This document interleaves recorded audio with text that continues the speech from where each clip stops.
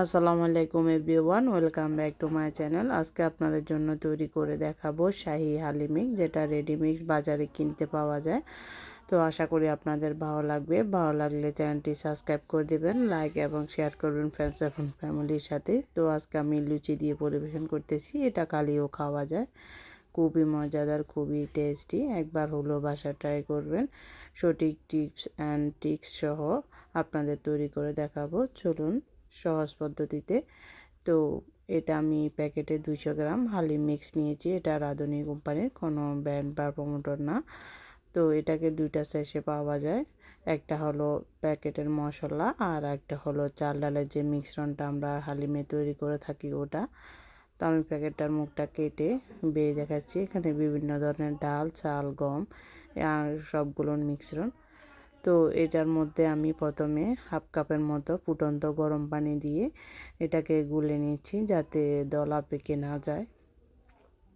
তো বেশি করে একসাথে পানি দিলে অনেক সময় দেখা যায় যে দলা পেকে যায়, তো নাড়তে নাড়তে অনেকটা সময় লেগে যায়। তার জন্য অল্প একটু পানি দিয়ে আমি আগে গুলে নিচ্ছি, তারপর বেশি করে পানি দিয়ে 1 ঘন্টার জন্য ভিজিয়ে রাখছি। যত ভিজানো বেশি তত ডালটা তাড়াতাড়ি শুদ্ধ হয়।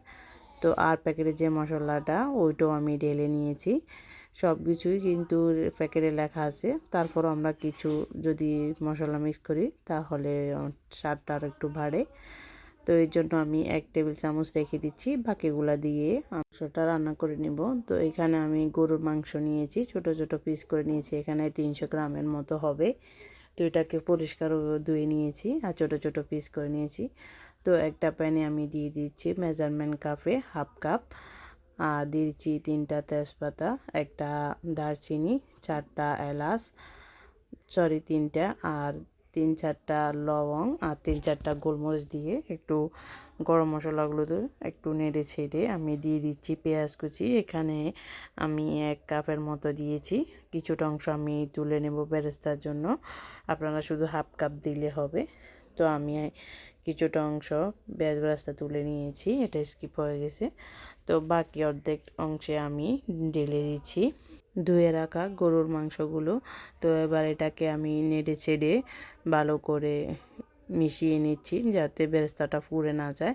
আর চুলার ফ্লেমটা লোতে দিয়ে দিচ্ছি উঁচু করে 1 চা চামচ রসুন আদা বাটা, আর দিয়ে দিচ্ছি 2 চা চামচ রসুন বাটা।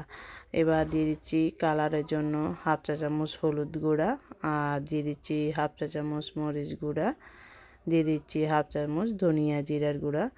যেহেতু প্যাকেটের মশলা সব কিছু পাওয়া যায় বা ওরা দিয়ে দিছে, তারপর আমি এই মশলাগুলো অ্যাড করলে কালার আর স্বাদটা আমার কাছে খুবই স্ট্রং মনে হয়। তো আপনারা যদি না চান তাহলে স্কিপ করতে পারবেন, শুধু ওই প্যাকেটের মশলাগুলো দিয়ে রান্না করলে হবে। তো এবার আমি সব মশলাগুলো ভালো করে মিশিয়ে নিচ্ছি, মিশিয়ে ঢাকনা দিয়ে 5 মিনিটের জন্য ঢেকে রেখে দিচ্ছি। তো ডেকে রাখার পর দেখুন কালারটা চেঞ্জ হয়ে আসছে আর পানিটাও বেরিয়ে আসছে। এবার এটাকে নেড়ে চেড়ে আমি 7-8 মিনিটের মতো রান্না করে নিয়েছি। তারপর দেখুন লেগে লেগে আসছে, তেলটা উপরে বেশি আসছে আর পানিটা শুকিয়ে গেছে। তো এই পর্যায়ে আমি দিয়ে দিচ্ছি 1 কাপ গরম পানি, আমি মেজারমেন্ট কাপ দিয়ে মেপে দিচ্ছি। তো এবার এটা 15 মিনিটের জন্য একদম লোতে করে আমি রান্না করে নেব 15 মিনিট। তো এই 15 মিনিটে মাঝে মাঝে আমি একটু নেড়ে চেড়ে দিয়েছি, যাতে নিচ দিয়ে লেগে না যায়। তো এবারও দেখুন 15 মিনিট পর পানিটা শুকিয়ে আসছে। যেহেতু আমরা ডাল দিয়ে রান্না করব, সেহেতু অনেকটা সময় রান্না হবে, তার জন্য আমি বেশি একটা কুক করে নিই। তো এবার যে আগে থেকে ডালের মিশ্রণটা আমরা তৈরি করে রেখেছিলাম, তো এটা এবার ঢেলে দিচ্ছি। ঢেলে দিয়ে আমি 2 থেকে 3 মিনিট এটাকে কষিয়ে নিচ্ছি। দেখবেন 2-3 মিনিট মধ্যে এটা থকথকে হয়ে গেছে, যেহেতু এখানে চাল ডালের মিশ্রণ তাড়াতাড়ি পানিটা অ্যাবজর্ব করে নেয়। তো এই পর্যায়ে এবার আমি নেড়ে চেড়ে ভালো করে মিশিয়ে নিয়ে এবার দিয়ে দিব 4 কাপ গরম পানি। এখানে ঠান্ডা পানি ইউজ করা যাবে না, ফুটন্ত গরম বা গরম পানি ব্যবহার করতে হবে। তো আমি এখানে মেজারমেন্ট কাপ দিয়ে 4 কাপ পানি দিয়েছি। আপনারা যদি মেজারমেন্টটা ঠিক রাখেন তাহলে আপনাদেরও যে হোটেলে স্টাইলে যেভাবে রান্না করা হয় ওই রকম হবে মজাদার। তো এবার আমি কিন্তু মাংসের মধ্যে লবণ দিইনি, আপনারা দেখতে পেয়েছেন। তো যেই মশলা লবণটা ছিল ওটা মাংসের প্রপার হয়ে গেছে। আর এদিক দিয়ে এখন আমি 1 চা চামচ দিয়ে দিচ্ছি, এটা আমি স্বাদ অনুসারে দেখে আবার দিয়ে দিব। তো আবার আমি প্রায় 40 মিনিট মতো ঢাকনা দিয়ে এটাকে রান্না করে নিচ্ছি সিদ্ধ হওয়ার জন্য। তো 40 মিনিট পর দেখুন ডালটা সিদ্ধ হয়েছে, কিন্তু এটা একবারে মিশে যাচ্ছে না। তো এবার এই অবস্থায় আমি আবারও চুলার ফ্লেমটা একদম লোতে করে রেখে দিচ্ছি।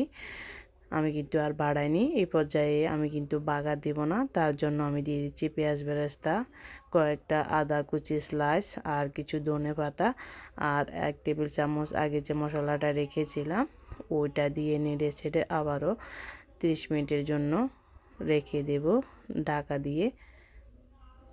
তো আগে আমরা 15 মিনিট রান্না করেছি মাংসটা, তারপর আমি 40 মিনিট রান্না করেছি ডালে আর মাংসটা। এখন আবারও আমি 20 মিনিটের জন্য ঢাকনা দিয়ে রান্না করে নেব, তাহলে ডাল আর মাংস দুটোটা প্রপার সিদ্ধ হয়ে যাবে আর কিছুটা তেল বেশি উঠেছে।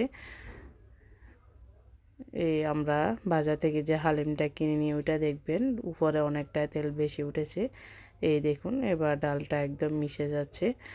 তো এবার আরও 5 মিনিট আমি ঢাকা দিয়ে রান্না করে এবার চুলাটা অফ করে দিচ্ছি। আমার হালিম রান্নাটা শেষ। এর পাকে আমি কি ফুলকো ফুলকো লুচি ভেজতেছি এটার জন্য সার্ভ করার জন্য। তো দেখুন লুচিগুলো অনেকটাই ফুলে গেছে। তো আমি লুচিগুলো ভেজে এবার সাজিয়ে নেব। তো এবার ঢাকাটা খুলে আমি একটা বাটিতে সার্ভ করে নিচ্ছি। দেখুন আরও কিছুটা ঠান্ডা হতে হতে তেলটা বেশি উঠেছে। আপনারাও যদি প্রপার এভাবে কুক করেন তাহলে আপনাদের ওইরকম তেল বেশি উঠবে। তো এবার আমি নিয়েছি পেঁয়াজ বেরেস্তা, আর নিয়েছি ধনিয়া পাতা কুচি, কিছু শসা কুচি স্লাইস, নিয়েছি কাঁচামরিচ, দিয়েছি আদার কুচি স্লাইস। তো সবগুলো দিয়ে আমি এক এক করে সাজিয়ে নিচ্ছি। সাজানোটা আপনাদের ইচ্ছে মতো, যে যেভাবে পছন্দ, যে যার মতো পছন্দ করেন ইচ্ছে মতো করতে পারেন।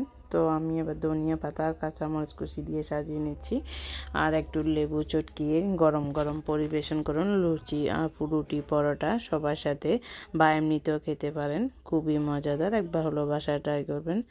তো আজ এই পর্যন্ত, ভালো থাকুন, সুস্থ থাকুন, দেখা হবে নতুন এপিসোডে। আল্লাহ হাফেজ।